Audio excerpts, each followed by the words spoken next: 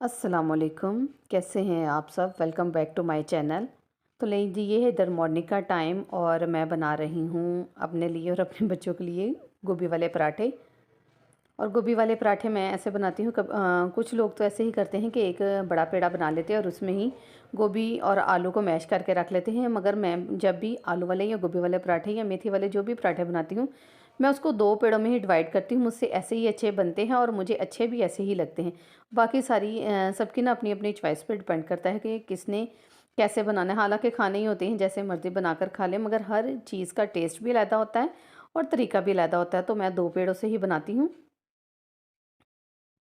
और इधर आज छोटे बेटे की भी यही डिमांड थी कि मामा जी मुझे ना लंच बॉक्स में गोभी वाला पराठा ही चाहिए। तो मैंने कहा चलें आप भी ले जाओ। हालांकि मैं ना ऐसी चीज़ें देने से अवॉइड करती हूँ, क्योंकि जब पराठा वगैरह ब्रेक के टाइम ये खाते हैं ना, तो वो ठंडा हो चुका होता है तो उसका इतना वैसे मज़ा नहीं आता। मगर चले, मैंने कहा चलो ये डिमांड कर रहा है तो मैं उसको दे देती हूँ। और फिर मैंने ना इसको पकाकर फिर मैंने इसको ठंडा किया था। फिर इसको बटर पेपर में मैंने रोल किया, फिर इसके लंच बॉक्स में मैंने रख दिया। मैंने कहा चलें अपना ये कुछ देर तक तो ये वैसे गर्म ही रहेगा। और जब मैंने ठंडा किया था ना, बिल्कुल नहीं मैंने ठंडा किया था, बस इसकी ना दोनों साइडों को खोला था और इसकी मैंने हीट निकाल दी थी। मैंने कहा ऐसे फिर बिल्कुल भी मैंने गरम बंद किया ना तो वो फिर ऐसे जूसी जूसी हो जाएगी, यानी कि नमी आ जाती। फिर इस वजह से मैंने इसको थोड़ा सा दोनों तहों को खोल के ना उसको थोड़ा सा ठंडा करके फिर बटर पेपर में रोल करके मैंने उसको दे दिया था। तो वो आके मुझे बोल रहा था कि मामा जी मेरा पराठा बिल्कुल गर्म का गर्म ही था, बहुत मज़ा आया। साथ मैंने लंच बॉक्स में पराठे के साथ उसको दे दी थी केचप। और बेटों को तो नाश्ता करवाने के बाद मैंने भेज दिया था और इधर मेरे हस्बैंड कर रहे थे दरवाज़ों को पेंट, क्योंकि बाकी तो हमारा सारा काम हो चुका है घर का। क्योंकि मैंने आपसे पहले पिछले व्लॉग्स में ऑर्गेनाइजेशन सारी अपने घर की दिखाई है और ये ना बस डोर रह गए थे। तो इधर सुबह सुबह ही ना मेरे हस्बैंड बड़े मेहनती बने हुए थे, तो वो कर रहे थे दरवाज़ों को पेंट। तो मैंने कहा चलिए उनका शूट लूँ और आप लोगों से भी शेयर करूँगी मेरे हस्बैंड कितने सुगड़ हैं। और इधर ये पेंट कर रहे हैं डोर को और फिर अभी जाएंगे, ये नीचे भी पेंट करने वाला मैं रहता है। और ये इधर आ गए हैं तो मैं भी उन्होंने पीछे फटाफट आई हाँ। मैं क्या चलो तुसी जिधर जिधर करी जाती हो ना पेंट, में उत्थे उत्थे ਤੁਹਾਡੀ वीडियो बनाई जानी है। तो अब ये इधर सारा करने के बाद ना फिर इनके भी हो चुका था शॉप का टाइम और ये फिर मैंने इनके लिए भी कर लिया था नाश्ता रेडी। और ये कर रहे थे इधर पेंट। इनको तो थोड़ा सा टाइम लग गया था, मगर मैं थोड़ा सा शूट बनाकर ऊपर चली गई थी इनके लिए नाश्ता बनाने।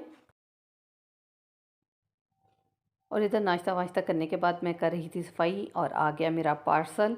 और ये मैंने आपको पिछले व्लॉग में भी बताया हुआ कि मैंने ना दो घड़ियाँ की थी ऑनलाइन ऑर्डर। और ये क्या मैं अब आपको बताऊं कि मेरे को शायद गलती हो गई है इन्होंने ऑनलाइन ऑर्डर करके, क्योंकि जो है वह खांदे नहीं वो कल दे बिल्कुल नहीं। और आप यकीन कर, मुझे इतना गुस्सा आ रहा था ना। ये घड़ी जो हमने ऑर्डर की थी वो देखने में इतनी प्यारी लग रही थी, मगर अब जब आई है ना तो बिल्कुल ही नील बटा नील। मगर चलें फिर भी हमने लगा ली। और एक ये बात देखें कि घड़ी भेजी है और उसकी सुइयाँ ही नहीं है। पहले तो मैंने बोला कि इसको वापस करवाया जाए, मगर मेहमानों ने आना था तो मेरे बच्चे यही कह रहे थे कि मामा जी चलें कोई बात नहीं, हम सुइयाँ ना बाज़ार से डलवा लेंगे। अब हमने वापस इसको रिटर्न भेजा, फिर दोबारा हमने ऑर्डर की तो काफ़ी ज़्यादा टाइम लग जाना है। तो फिर मैंने बच्चों की बात मानकर मैंने रख ली। हालांकि ऑनलाइन वाले जो दिखाते हैं ना वो भेजते नहीं हैं, मैंने अक्सर यही आजमाया है। और चले फिर कोई नहीं, इधर ही बस फिर लगाना ही स्टार्ट कर दी हमने घड़ी को। और ना ये बाकी सारी हमने घड़ी लगा ली थी, मगर जो दरमियान वाला था ना उसका, यानी कि वॉच वाला, उसकी सुइयाँ ही नहीं थी। तो फिर उसके लिए क्या करना पड़ा, वो फिर मैंने अपने हस्बैंड को दे दी। मैंने कहा चले आप ना बाज़ार से सुइयाँ डलवा कर लाइएगा, फिर हम लगा लेंगे। और जब ये हमारी कंप्लीटली घड़ी लग जाएगी फिर इसकी फ़ाइनल लुक मैं आपको बाद में दिखाऊंगी। और आपने वैसे तो मेरे घर की पूरी ऑर्गेनाइजेशन देख ली है कि मैंने कैसे अपने घर को ऑर्गेनाइज़ किया है मेहमानों के लिए, क्योंकि मुझे करनी थी उन लोगों की दावत जिनकी शादी पे हम गए हुए थे। मैंने पिछले व्लॉग्स में भी आपसे बात को किया है शेयर। और अब ये घड़ी के जितने भी वो है ना अल्फ़ाबेटिक्स, वो सारे में हम लगा लेंगे दीवार पे। और ये ना घड़ी लगाने में हम मेरी भांजी है, साथ में नेबर्स में मेरी भांजी रहती है, तो वो आई थी और उसकी मदद से मैंने ये सारी घड़ी लगाई। और ये देखिए इधर घड़ी लगी है और इधर बाकी ये सारा मैंने आपको कल भी दिखाया था, मगर चले मैंने कहा एक दफ़ा फिर आपको दिखा देती हूँ। ये देखिए माशाल्लाह बड़ा प्यारा मेरा लॉन्च लग रहा है। और इधर जी अब मुझे बनाना है दोपहर के लिए खाना, और खाने में मैं आज बना रही हूँ धनिया गोश्त। ये बहुत ही मज़े का बनता है और सर्दियाँ हैं और आजकल धनिया भी इतना ज़बरदस्त आया होता है ना, उसकी इतनी अच्छी खुशबू होती है ना। तो मैं सर्दियों में अक्सर धनिया गोश्त बनाती ਹਾਂ। तो वैसे एक राज ਦੀ ਗੱਲ ਦੱਸਾਂ सर्दियों ਨੂੰ ना धनिया थोड़ा सस्ता भी ਹੁੰਦਾ। मैं फिर इस तो ज़रूर बनानी है रेसिपी, तो तुसी भी ज़रूर बनाना। ये बहुत ही मज़े की बनती है। और मैं ना धनिया कट कर रही थी और इधर ना मैंने चिकन को पहले प्याज को मैंने किया लाइट ब्राउन, फिर सारे मसाले डाल दिए और फिर चिकन को डालकर अब इसको भून रही हूँ। और जैसे ही ये भून जाएगा ना, फिर इसमें मैं धनिया को डाल दूँगी। ये बिल्कुल चिकन को ऐसे ही बनाना है जैसे हम कढ़ाई गोश्त बनाते हैं। और इसमें मैंने दही को ऐड किया है। आप अगर टमाटर डालना चाहे तो डाल लें, वैसे आप दही को डालेंगे ना तो ज़्यादा अच्छा टेस्ट आएगा। और अब इसको मैं थोड़ी देर के लिए भूनूँगी। और फिर मैं ये इधर धनिया पड़ा है वो जब तक वो और उधर जब तक ना चिकन का वो क्या पानी ड्राई हो रहा है ना, मैंने कहा चले ना तब तक धनिया को धोकर रख लेते ताकि ना ये तब तक स्टेन हो जाएगा।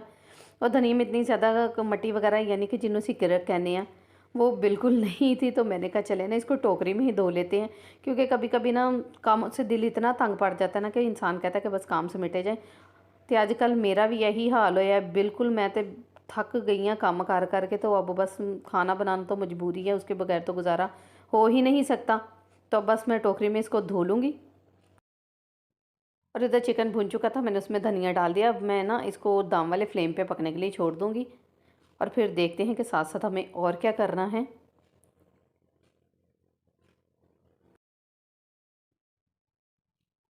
तो ले जी इधर ना धनिया गोश्त हमारा हो चुका है रेडी। हुण मैं एक दो चम्मच चलाने ने, तो इनू मैं थोड़ा जहा भुनांगी, तो भुनन तो बाद इसका फ्लेम कर देंगे हम ऑफ़। और ऑफ़ करने के बाद ना इसको फुल ढक्कन देकर मैंने नहीं रखना, थोड़ा सा मैं इसका ढक्कन पीछे रखूँगी। और ना फिर क्या करेंगे, फिर मैं पका लूँगी बच्चों के लिए रोटियाँ। और रोटियाँ पकाने के बाद उनको भी खाना दूँगी और ख़ुद भी खाऊँगी। और फिर उसके बाद दोपहर को चाय तो मैं ज़रूर पीती हूँ। और इधर देखिए जी, मैं बना रही हूँ बच्चों के लिए फ़्राइज़। और फ़्राइज़ बच्चों के लिए क्या, मेरा खुद भी वैसे दिल कर रहा था फ़्राइज़ खाने को, तो मैं चाय खा कर रही थी। चाय मैंने खाने के बाद नहीं पी थी, वैसे ही ना मैं थक चुकी थी। मैंने कहा चले ऐसे ही लेट जाते हो, फिर मेरा फ़्राइज़ पे दिल किया तो मैंने बच्चों के लिए भी बना ली और अपने लिए। और साथ मैंने फिर फ़्राइज़ के पी चाय। तो इत्थे वेखो जी, फिर एक काम रह गया, मेरे स्विच बोर्ड रह गए सन साफ़ करने वाले। तो मैं क्या चलो इन्हों भी कर लैने अलग दे हत्थ साफ़, जोड़ा काम निबड़ जाएगा वो ही चंगा है। तो अब इन सारे स्विच बोर्डों को ना मैं कर लूँगी साफ़। और वैसे मैंने बोला ही अपने बेटे से था, तो उसकी आप ज़रा कल चेक करें कि उसने ना इसको पानी से करा था साफ़। और मैंने जब एकदम से देखा तो मेरी चीख निकल गई। मैं क्या तेरा भला हो ये है कि करना पे पानी पाते ही बोर्ड से। और फिर मैं खुद साफ़ करने लग गई थी। और इधर ना रात में कुछ नहीं पकाया, सालन पड़ा था। मैंने कहा चले जिसने ना खाना होगा ना वो रोटियां बाज़ार से ही लाएगा।